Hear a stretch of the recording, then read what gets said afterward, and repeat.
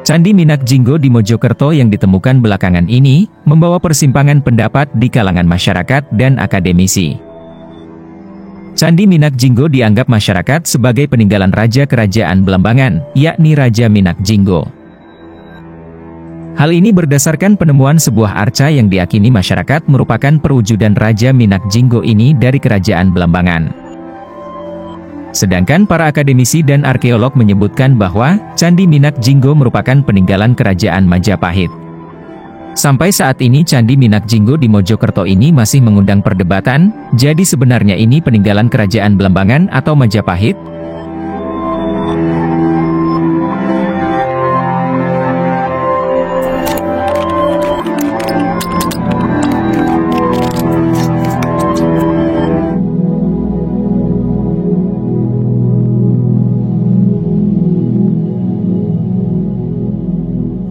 Candi Minak Jinggo terletak di Dusun Unggah-Unggahan, Desa Trowulan, Kecamatan Trowulan, Kabupaten Mojokerto.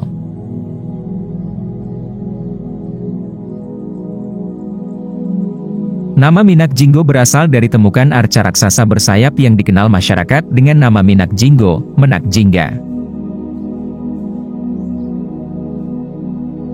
Sebagai upaya pelindungan arca raksasa bersayap atau Wilmana serta arca Kinara atau Kinari dan beberapa relief yang menggambarkan aktivitas sehari-hari, relief pola permukiman serta relief pedesaan tersebut disimpan di Pusat Informasi Majapahit, PIM, yakni di barat daya dari Kolam Segaran. Struktur Candi Minak Jinggo merupakan satu-satunya struktur bangunan candi di wilayah Trowulan yang bahan utamanya batuan andesit selain batu bata. Saat ditemukan, candi dalam kondisi tidak utuh lagi. Ini digambarkan oleh Kapten Johannes Willem Bartholomeus Wardenaar. Saat ia mendapat tugas dari Raffles untuk mengadakan pencatatan peninggalan arkeologi di daerah Mojokerto yang dicantumkan dalam buku History of Java, tahun 1817. Saat itu yang tergambar berupa sisa dari bangunan candi, berupa struktur dasar candi, yang terdiri dari batu berelief dan dua relief yang berukuran besar.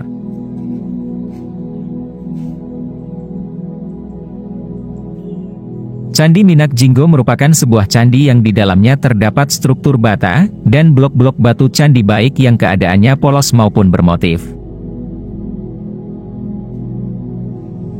Struktur bata yang ada sebagian besar terlihat melalui kotak-kotak ekskavasi yang pernah dilakukan di sana. Pada tahun 1977 pada candi ini pernah dilakukan penggalian percobaan selama 10 bulan. Hasil ditemukan 3 lapisan pondasi. Pondasi yang paling atas susunannya tidak beraturan dan arahnya juga berbeda dengan lapisan pondasi di bawahnya, yaitu pasangan batanya spesi tanah. Sedangkan lapisan paling bawah berupa susunan bata dengan sistem gosok, berdenah persegi panjang dengan penampil di sebelah barat. Sedangkan halaman sisi selatan diperkirakan tidak ada struktur. Berupa halaman tanah datar, yang telah tampak saat ini diperkirakan berupa struktur bangunan utama yang dikelilingi oleh pagar. Pagar keliling ini terbuat dari susunan bata berspesi tanah berdenah persegi 4 berukuran 22 x 23 meter, pintu masuk ke dalam pagar belum diketahui dengan pasti. Tetapi diperkirakan dari arah barat karena di sebagian dinding pagar sisi barat ditemukan adanya profil yang menjorok ke barat, keluar, dan timur, ke dalam, diperkirakan bekas trep tangga tetapi telah rusak. Upaya pelestarian yang dilakukan terhadap Candi Minak Jinggo adalah dengan melakukan pencatatan,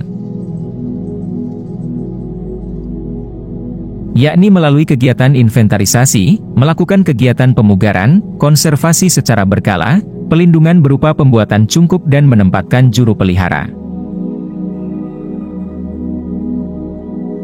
Upaya pelindungan hukum juga sudah dilakukan dengan menetapkan Candi Minak Jinggo sebagai cagar budaya sejak 21 Juli 1998.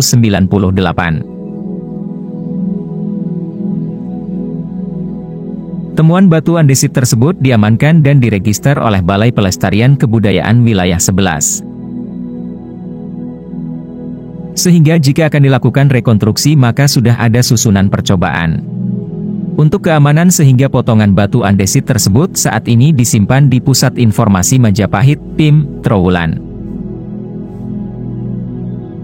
Menurut arkeolog, tidak ada data asli dari bangunan Jawa kuno karena Candi Minak Jinggo tidak ada dalam naskah maupun prasasti. Minak atau Menak adalah bangsawan dan Jinggo atau Jingga adalah warna merah. Tokoh bangsawan yang digambarkan berwarna merah khususnya pada bagian muka, pada masyarakat Jawa dikaitkan dengan tokoh Raja Belambangan. Di ujung timur Pulau Jawa yakni Raja Belambangan, Minak Jinggo. Arca yang ditemukan adalah raksasa. Dari arsitektur Candi Minak Jinggo, pada bangunan pertama disusun berdasarkan bahan batu bata dikombinasikan dengan batu andesit untuk bagian luar karena dibutuhkan hadirnya ornamen. Dalam mitologi Hindu dan pewayangan, dikenal kendaraan para dewa berupa makhluk bersayap yang bisa terbang namun bukan Garuda. Yakni Wilmana yakni raksasa yang diperuntukkan saat perang atau kendaraan perang. Di Candi Minak Jinggo banyak ditemukan relief menunjukkan adanya cerita tantri atau cerita binatang.